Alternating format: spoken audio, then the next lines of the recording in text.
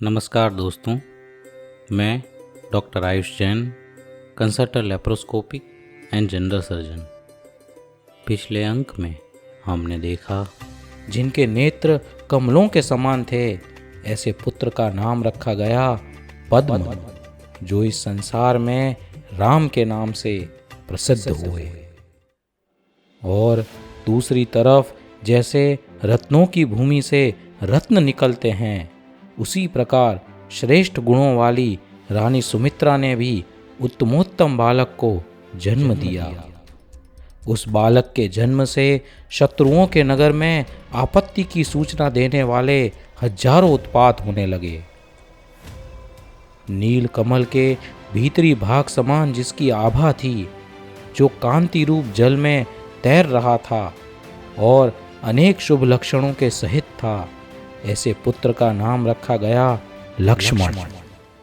यहाँ इन दोनों महापुरुषों के संबंध में मैं थोड़ी स्पष्टता करना चाहूँगा।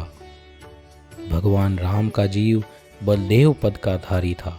बलदेव के जीव सामान्यतः पराक्रमी पर शांत प्रकृति वाले होते हैं, सौम्यता को धारण करने वाले होते हैं। इसलिए उनके जन्म के सूचक स्वप्न, गर्भकाल के वक्त माता की चेष्टा और जन्म के वक्त जो जो प्रसंग होते हैं, उनमें एक सौम्यता दिखती है। जबकि लक्ष्मण वासुदेव पद के धारक थे। वासुदेव का जीव पराक्रमी, बलशाली, उग्र और दूसरे शत्रुओं को जीतने वाला होता है, जो उनके जन्म के पूर्व के स्वप्न, गर्भकाल में माता की चेष्टा और जन्म प्रसंगों में भी उसी प्रकार की उग्रता और पराकाष्ठा के लक्षण दिखाई देते हैं।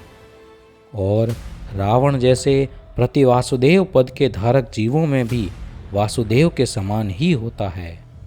फर्क सिर्फ इतना होता है कि वासुदेव की उग्रता पॉजिटिव सेंस में होती है और प्रति वासुदेव की उग्रता नेगेटिव सेंस में होती है।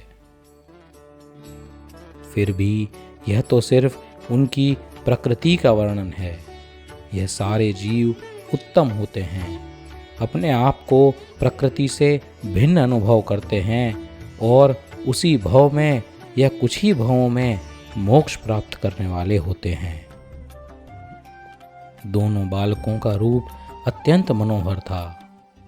उनके हाथ पैर लाल कमल के समान कांति वाले थे। उनका स्पर्श मक्खन के समान कोमल था। वह जन्म से ही उत्तम सुगंधि को धारण करने वाले थे। वह जब बोलते थे तो लगता था जैसे वाणी से अमृत झर रहा हो। कुछ समय के पश्चात रानी कैकेयी ने भी एक पुत्र को जन्म दिया, जिसका नाम था भरत। और रानी सुप्रभा ने भी एक सुंदर बालक को जन्म दिया, जिसका नाम रखा गया शत्रुघ्न। जगत के जीवों को प्रिय लगने वाले यह चारों कुमार समुद्र के समान गंभीर थे। उनमें परस्पर अत्यंत प्रीति थी, पर राम और लक्ष्मण में तो प्रीति से भी अधिक स्नेह था। अपने इन पुत्रों को यथा योग्य बढ़ते हुए और पराक्रमी होता देख राजा दशरथ को विश्वास हो गया कि प्रति वासुदेव रावण का अब भय रखने की जरूरत नहीं है। अगर रावण का आक्रमण भी हुआ तो भी राम लक्ष्मण की वीरता से वह रावण से युद्ध कर सकते हैं। इसलिए राजा दशरथ अपनी अयोध्या नगरी में वापस आए। इन उत्तम कुमारों को विद्या ग्रहण करने के योग्य राजा दशरथ को उनके लिए एक उत्तम अध्यापक खोजने का विचार हुआ। उन्हें यह गुरु किस प्रकार से मिला, इसकी घटना भी बड़ी रोचक है। काम्पिल्य नगर में एक शिखी नाम का ब्राह्मण रहता था। उसके एर नाम का एक पुत्र था, जो बहुत ज़्यादा लाड़ प्यार के कारण बिगड़ गया था। माता पिता ने दुखी होकर उसे घर से निकाल दिया। भटकता भटकता ब्राह्मण पुत्र एर राजगृह नगर पहुंचा। वहाँ एक वैवस्वत नाम का विद्वान था जो धनुर्विद्या में बहुत निपुण था। एर उसी के पास विधिवत धनुर्विद्या सीखने लगा और कुछ ही समय में उसके 1000 शिष्यों से भी ज़्यादा निपुण हो गया। राजगृह के राजा ने जब यह सुना कि वैवस्वत हमारे देश के बालकों से ज़्यादा ज्ञान एक विदेशी बालक को दे रहा है तो वह कुपित हुए। राजा ने सब शिष्यों, एर और गुरु वैवस्वत को राजनगर में परीक्षा के हेतु बुलाया।